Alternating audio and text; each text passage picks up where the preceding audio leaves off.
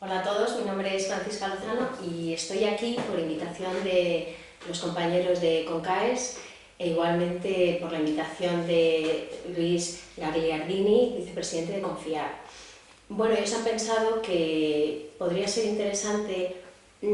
que yo, como representante de mi asociación, la Asociación de Mediación para la Pacificación de Conflictos, pudiese contaros distintas experiencias restaurativas que llevamos desarrollando tiempo en España y especialmente una que hemos pensado que puede resultarles interesante.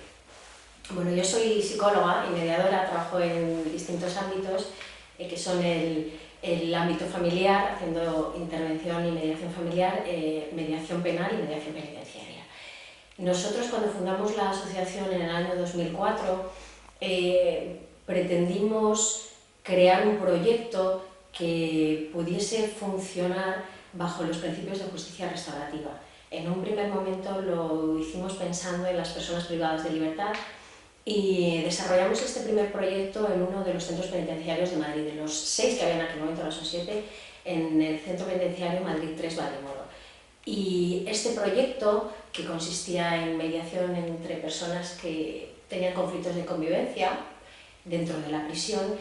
permitió que Valdemoro, Madrid 3, se convirtiese en la primera prisión restaurativa de España. Muy poquito después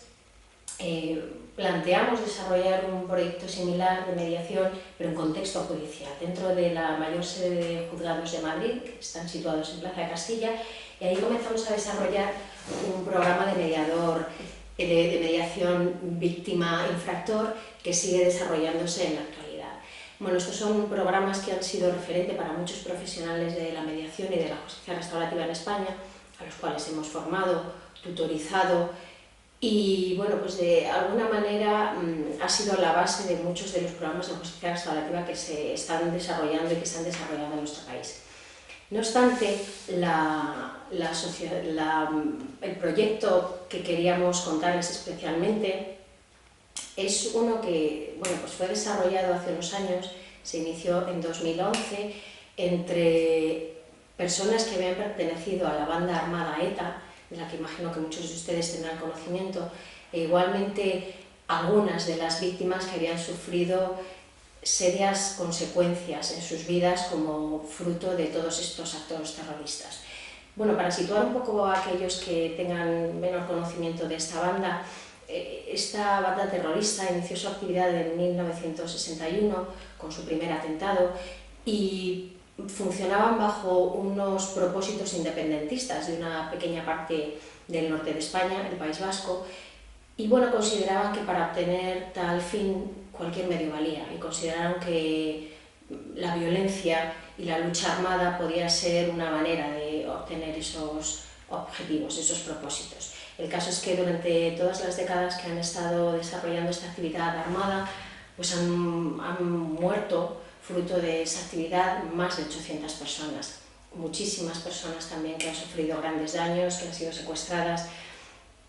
En fin, lo que quiero transmitir con esto es que ha sido algo muy presente en la historia de nuestro país en las últimas décadas, hasta el año 2011, en que finalmente expresan el fin de esta actividad armada y bueno, hasta el momento así ha sido y con baja probabilidad de que pueda reiniciarse este ciclo.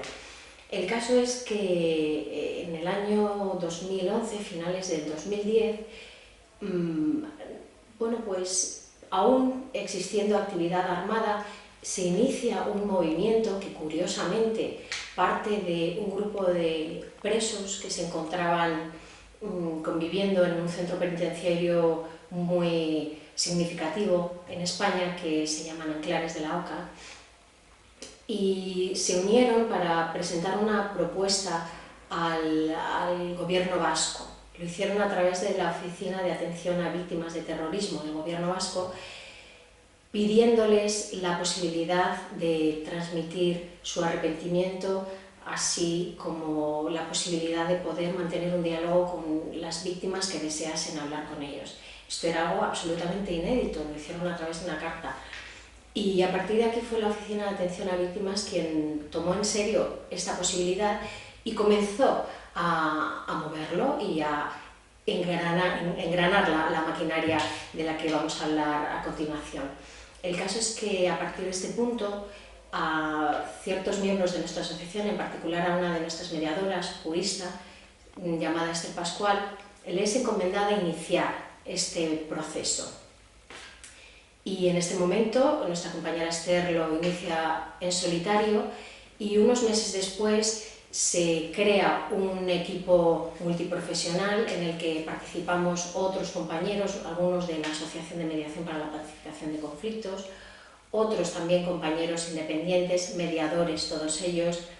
y profesionales muy comprometidos con la justicia restaurativa, con la defensa de los derechos humanos y con un fuerte entrenamiento durante un largo tiempo en habilidades de mediación y de distintas prácticas de justicia restaurativa. Bueno, el caso es que en este momento se empieza a dar forma a este proyecto nuevo para el que no existían referentes en España. Por lo tanto, bueno, pues fue algo que fue naciendo sobre la marcha. En un primer momento hubo una importante discusión técnica en relación al nombre de esta experiencia. Bueno, no es mediación, pensamos que no era mediación, pero no existía tampoco un nombre para llamarlo. Y bueno, comenzamos a reflexionar en relación a los distintos conceptos que se destilan de la justicia restaurativa, en particular los procesos que es posible observar cuando estamos hablando de una práctica restaurativa. Y hablamos de esos cuatro procesos que los llamamos las 4 R's de la justicia restaurativa, que son la responsabilidad, la reconciliación, la resolución y la reparación. Y la reconciliación, perdón. El caso es que no lo podíamos considerar mediación, dado que el principal objetivo de una práctica como esta es la resolución. Y en un caso como este nos encontramos con algo que es imposible resolver. Estamos hablando de la irreparabilidad de pérdidas, principalmente muertes y otro tipo de pérdidas. Por lo tanto, teníamos que encontrar otro concepto. Partimos de una premisa básica para dar forma a esta experiencia y es la de reparación de la víctima. Es, digamos, la piedra angular sobre la que se sustentaba la experiencia.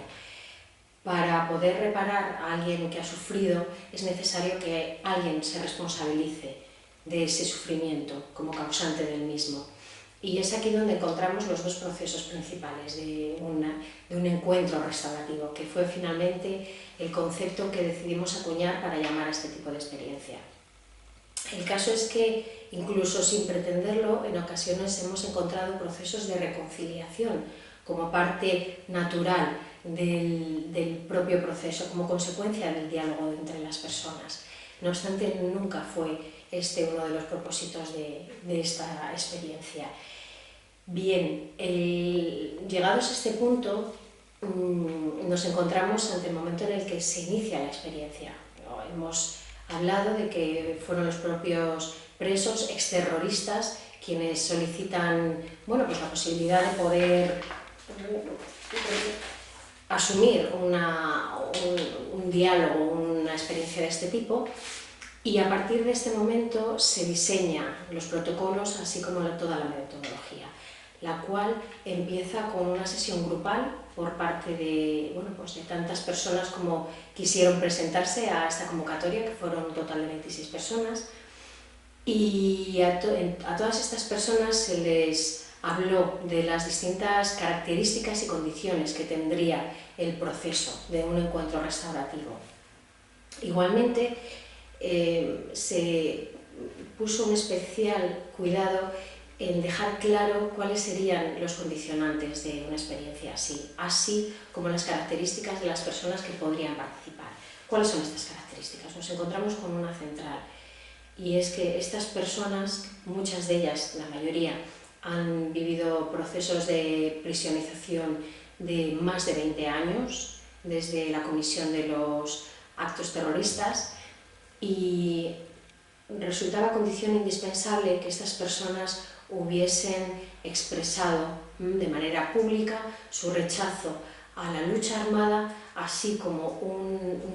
una total distancia de la propia banda terrorista, tanto de la actividad delictiva, que eso es obvio estando dentro de prisión, sino también de todos los apoyos que la propia organización terrorista les estuvo aportando durante los años en la cárcel. Igualmente, era muy importante que todas estas personas tuviesen claro, todas estas personas así como las víctimas, que en ningún momento la participación en un encuentro restaurativo supondría algún tipo de beneficio legal o penitenciario. Esta era una premisa básica. Pero igualmente, en relación a su propio papel dentro del proceso, era importante que pudiesen entender que su papel únicamente sería como ofensor, como victimario, independientemente de cuántas situaciones duras e injustas pudieran haber vivido a lo largo de su detención, de incluso su trayectoria penitenciaria. E igualmente, nunca podrían utilizar la justificación en el caso de recibir por parte de la víctima en el momento del encuentro pues algún tipo de actitud dura, de reproche o de enfado o de dolor. Únicamente su papel dentro de esta experiencia consistiría en ser victimario y estar a disposición de las necesidades de la víctima con el fin último de reparar su daño. Bueno, de esta reunión surgió un grupo de personas que encajaban dentro de este perfil y que igualmente deseaban participar aceptando todas estas condiciones. Con todas estas personas se inicia, por lo tanto, la fase 2, con los victimarios, que consiste en sesiones individuales preparatorias para el encuentro. En estas sesiones, cuyo número es variable, depende absolutamente de las necesidades de las personas que pudiesen presentar, se trabajan distintos aspectos muy importantes. Uno de ellos, toda su trayectoria en la banda armada, no solo el momento en el que comienzan a participar en la mayoría de las ocasiones de pequeños actos delictivos, callejeros, lo que se llama la kale borroka, y posteriormente ir avanzando e ir asumiendo actos de un mayor grado de violencia, incluso atentados con final de muerte. Todo este proceso, así como su final de detención, su ingreso en prisión, su trayectoria penitenciaria, todas las vivencias allí ocurridas, se trabaja igualmente y de una manera muy especial la transición, su evolución desde la autojustificación que hemos observado tan frecuentemente en las épocas en las que participaban de la lucha armada, este paso de esta autojustificación de los actos terroristas al entender la magnitud de los actos, a iniciar un proceso de responsabilización por los mismos, e igualmente el paso último en el que se encuentran, el de desear reparar a la víctima y transmitirle su arrepentimiento y su dolor por todo el sufrimiento causado. Igualmente es importante trabajar que estas personas elaboren lo que desean transmitirle a la víctima e igualmente prepararles para lo que puedan encontrar por parte de ellas, de personas que han sufrido terribles pérdidas y esto ha tenido un fortísimo impacto en sus vidas. Bueno, de una manera paralela a la preparación de estos victimarios, la Oficina de Atención de Víctimas del Terrorismo del Gobierno vasco inicia igualmente la estructura del grupo de víctimas que consideran podrían formar parte de esta experiencia. La Oficina de Atención a Víctimas conoce a las víctimas desde décadas, desde el momento en el que empiezan a serlo, ha mantenido contacto con ellas de manera periódica, igualmente ha estado muy cerca ofreciendo apoyo, cubriendo las distintas necesidades que hayan podido presentar a lo largo de su proceso de duelo y de adaptación a la nueva vida, y por lo tanto conoce a estas víctimas y conoce igualmente qué víctimas podrían cumplir con ese perfil que entendemos que podría ser el óptimo para participar en una experiencia de esta. Este tipo de víctimas, hablamos por lo tanto de procesos de duelo elaborados, hablamos de personas que han querido dejar atrás el odio, el miedo y el deseo de venganza, y también en muchas ocasiones nos hemos encontrado con personas que necesitan respuestas a preguntas que de alguna manera han quedado ocultas o han quedado fuera del proceso judicial porque han formado parte del sumario, quizá, o incluso preguntas que solamente el victimario puede responder. Esta ha sido una de las motivaciones más frecuentes que hemos podido encontrar en estas personas, así como otra que nos ha resultado bonita y bueno, un motor importante para muchas de las personas que han participado, y que ha consistido en, bueno,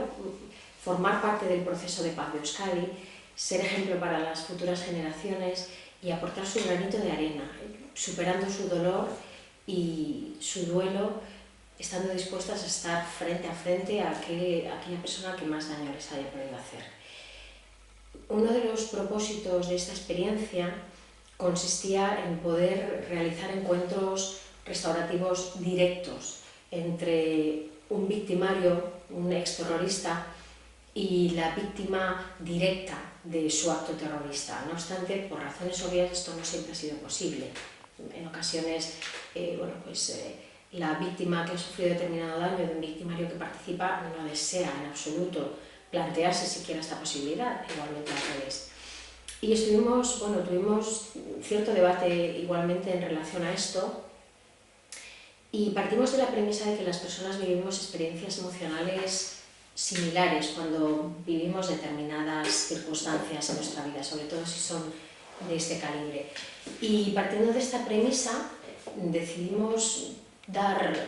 esa posibilidad a las personas que quisieran participar, incluso aunque no se pudiesen realizar encuentros directos. Lo curioso es que nos encontramos el gran poder curativo y reparador de este intercambio, incluso si no se ha tratado de encuentros directos. Bien, de esta sesión grupal de la que hablábamos, en las que se encuentran las víctimas, comparten sus puntos de vista en relación a la experiencia, una experiencia que ellas no han solicitado, que se les es ofrecida, bueno, pues surge también intensos debates en relación, por ejemplo, al perdón. Algunas expresaban no necesitar que se les pidiese perdón, otras hablaban de lo pequeño y nimio de una palabra como perdón cuando estábamos hablando de una pérdida de tal calibre para sus vidas. Igualmente muchas tenían dudas sobre si participar porque les resultaba chocante el contribuir al bienestar de alguien que tanto daño les había causado. Bueno, aún así también surgió un grupo importante de personas que decidieron asumir la experiencia, y con ellas también se pasó a la segunda fase de preparación, que consistió en sesiones individuales, igualmente tantas como fuesen necesarias, en las que se trabajaron distintos puntos igualmente, que tenían que ver principalmente con su vida, con la persona que perdieron. Normalmente se trata de una viuda, un hijo, un hermano, un padre que ha perdido a ese familiar, y el impacto que esta pérdida tuvo en sus vidas, no solo la propia. En un acto como es un acto terrorista, una sociedad tan marcada por esta violencia, todo el contexto se resiente cuando existe un acto, un episodio violento con un final de muerte o de gran daño. Entonces, a las víctimas les resulta duro rememorar todo esto, todo este impacto en todo su entorno, así como el momento en el que se encuentran ahora, en el que tienen que afrontar algo que es difícil, es muy difícil para ellos,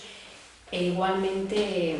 lo hacen muchas veces con la presión de todas las personas que están a su alrededor, personas que quizá puedan tener una opinión muy distinta de esta experiencia, incluso personas que puedan estar presionándoles para que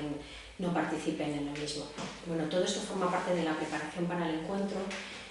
así como que esperan obtener, que creen que se van a encontrar por parte de este victimario y cómo creen que se pueden sentir a lo largo de este encuentro. Bien, el mismo se produce únicamente en el momento en el que estas personas, en el momento en el que el mediador percibe que las personas están preparadas para afrontar este encuentro. En ese momento se les convoca, en la mayoría de las ocasiones dentro de prisión,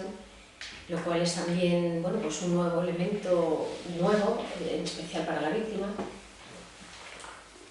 Y se produce el momento en el que se encuentran por primera vez, posiblemente, desde que se produjo el episodio violento. Es importante señalar que en todas las prácticas restaurativas trabajamos bajo el principio de mínima intervención. ¿Esto qué quiere decir? Bueno, confiamos en la capacidad total de las personas para ser protagonistas de sus propias vidas y mucho más de la resolución de sus conflictos. Esto significa que si los protagonistas del diálogo son capaces de dirigir el mismo y de llevarlo por los caminos que ellos deseen, el mediador sobra. El mediador pasa a un segundo plano y permite que el proceso fluya. Desde ahí hemos trabajado también en los encuentros restaurativos. No obstante, existe un primer momento, que es el momento del encuentro, un momento delicado, en el que sí hace falta ese crear clima, ¿no? Esa transición. Y es ahí cuando el mediador les presenta mutuamente, les agradece principalmente por la valentía de estar ahí, a pesar de todas las dificultades y de todas las presiones con las que posiblemente se hayan podido encontrar. Bien, a lo largo de estos encuentros, en todos los que se han desarrollado, hemos podido descubrir que se ha repetido un patrón bastante similar, que ha partido principalmente de la espontánea iniciativa del victimario, el cual inicia el encuentro con unas sentidísimas disculpas que la víctima acepta, aún un poco fría, pero que acoge. A partir de ahí el victimario comienza a relatar toda esta parte que se ha estado preparando en las sesiones individuales, toda su vida durante la participación en la banda armada, igualmente su vida en prisión, así como todo lo que tenga que ver con el episodio concreto que le pueda interesar a la víctima. Curiosamente, la víctima poco a poco va conectando con todo este relato y comienza también a realizar sus propias preguntas en relación a todo lo que el victimario le va expresando, pero también su dolor. Le vuelca su dolor y todo el daño que ha sufrido él mismo y todo su entorno, todas las dificultades con las que la familia ha necesitado afrontar y las dificultades para poder adaptar una nueva vida sin esa nueva persona. Bueno, estamos hablando de intercambios de 3 o 4 horas en las que pasan muchas cosas. El caso es que llega un momento en el que nos encontramos ante la magia del encuentro entre dos personas que se miran cara a cara con el único propósito de entenderse, de preguntarse y de poder cerrar un capítulo en sus vidas. Y estas son las mayores conclusiones de una experiencia como esta, la grandeza del ser humano, de nuestra capacidad para sorprendernos a nosotros mismos y a los demás de cosas nuevas que podemos hacer que muchas veces no pensamos que seamos capaces. El análisis, quizá haya personas que puedan estar más interesadas en profundizar en esta experiencia, y el análisis del mismo proceso, así como nuestras conclusiones como equipo, fueron recogidas en el año 2012 en una publicación llamada Los ojos del otro, que está publicada en español, obviamente, en la que cualquiera que desee profundizar puede hacerlo. Únicamente quería agradecerles su atención y darles eso mismo, las gracias. Adiós.